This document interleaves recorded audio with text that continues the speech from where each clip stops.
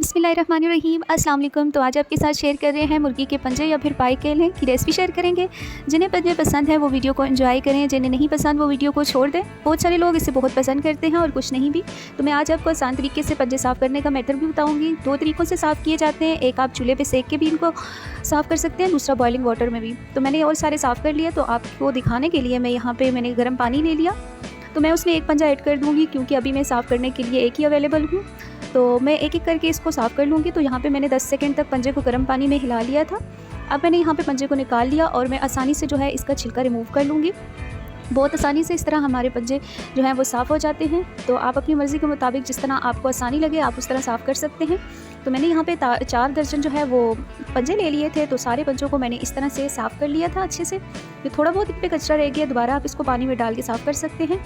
तो अब यहाँ पे मैं इसके नेल कट कर दूँगी। तो नेल्स जो है आपने थोड़ा सा पीछे से करके कट करना है क्योंकि नेल्स जो है वो पीछे स्किन तक थोड़ा होता है, तो आसानी से ये रिमूव हो जाएंगे। तो सारे पंजों को मैं ऐसे ही जो है वो नेल उनके कट कर लूँगी। तो सारे पंजों के यहाँ पे मैंने नेल कट कर लिए। अब हम चलते हैं नए अपने स्टेप की तरफ। तो अब हम इनको अच्छे से वॉश कर लेंगे। एक एक पंजे को जो है हम अच्छे से धो लेंगे। तो यहाँ पे पंजों को मैंने अच्छे से धो के साइड पे कर लिया है। अब एक पतीला ले लेंगे, उसमें मैं ऐड कर दूंगी यहाँ पे नमक मैंने 1.5 टेबल स्पून ऐड कर दिया था। साथ में मैं सिरका ऐड कर दूंगी और इसमें मैं अपने पंजों को भी ऐड कर दूंगी क्योंकि अगर थोड़ी सी कसर बाकी है या कोई जर्म्स हैं तो वो भी इसमें क्लियर हो जाएं। ज़्यादा इसको मैं बॉयल नहीं करूँगी, सिर्फ 1 मिनट तक मैं गर्म पानी में इसको रखूँगी। तो यहाँ पे 1 मिनट हो गया है। अब मैं इनको स्ट्रेन कर लूँगी। आप चाहें तो ऊपर से साफ़ पानी भी गिरा सकते हैं, लेकिन मैं यहाँ पे इसको यहीं पे स्टॉप कर लूँगी। अब चलते हैं अपने ग्रेवी की तरफ। तो यहाँ पे मैंने एक कढ़ाई ले ली है और उसमें मैंने 1.5 कप जो है वो ऑयल ऐड कर दिया है। तो ऑयल को अच्छे से यहाँ पे मैं कर लूँगी गरम।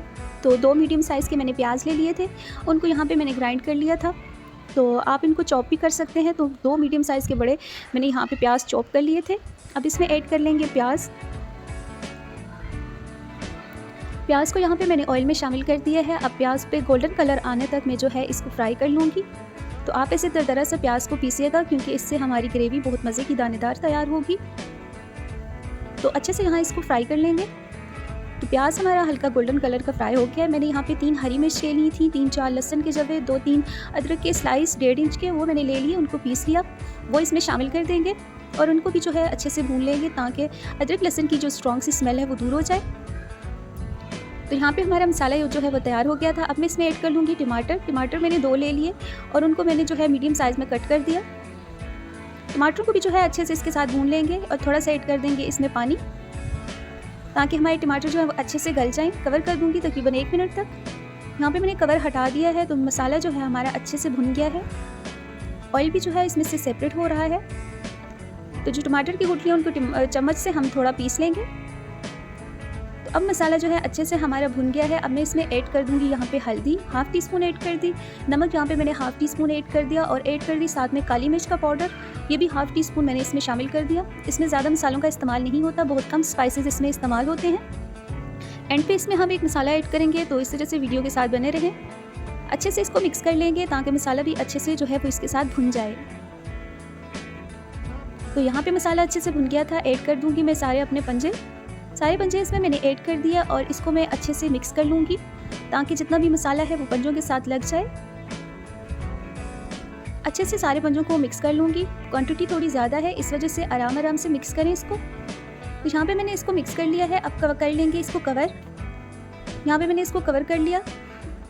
तकरीबन 5 मिनट बाद मैंने यहाँ पे कवर हटा दिया। तो पंजे हमारे जो हैं काफ़ी अच्छे से यहाँ पे फ्राई हो रहे हैं और ये अपना ही पानी और टमाटर का पानी इसने छोड़ा है। मैंने यहाँ पे पानी ऐड अभी नहीं किया।